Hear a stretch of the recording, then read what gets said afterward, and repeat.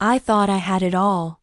A loving husband, a beautiful home, a life we built together over 10 years.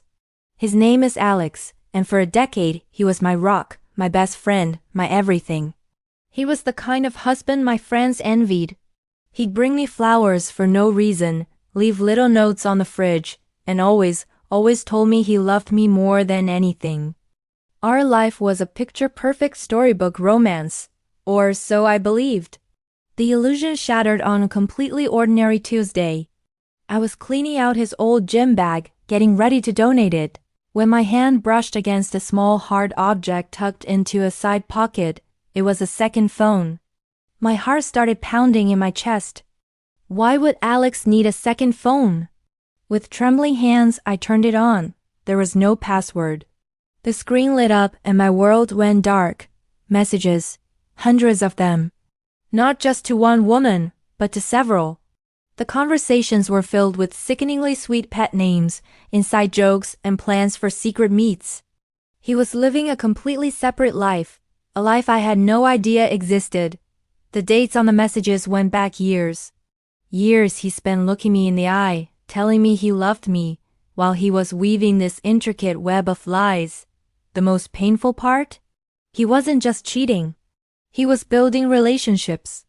He remembered their birthdays, asked about their families, and offered them the same comfort and support he offered me. He was playing the role of the perfect partner, not just for me but for them too. I confronted him that night. I laid the phone on the dinner table between us, and the color drained from his face. At first, he tried to deny it, to gaslight me. He said it was a work phone, that the messages were misunderstood jokes. But the evidence was undeniable. As I read the messages out loud, his lies crumbled one by one. And then came the most chilling part. He didn't apologize. He didn't cry. He simply said, "I didn't want to hurt you." He explained that he kept his two lives completely separate, convincing himself that as long as I didn't know, I wasn't being harmed. He saw it as a feat of management, not a betrayal of the deepest kind. He felt no guilt because, in his twisted logic, he had protected me from the truth. The man I married, the man I loved, was a stranger. He wasn't just a cheater. He was a performer, a master manipulator who lived a double life without a single ounce of remorse. The loyalty, the love, the entire decade we shared it, was all a performance. He wasn't a loyal husband who made a mistake. He was an actor who just happened to be married to me.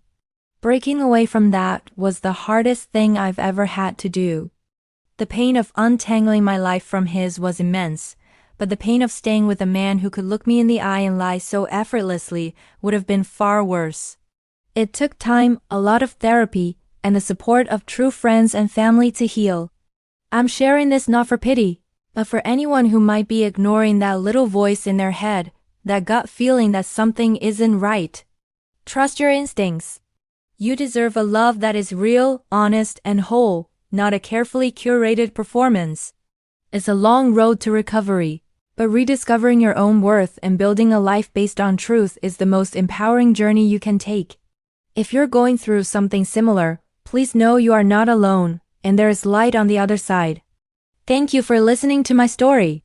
Please subscribe for more stories about finding strength and moving forward.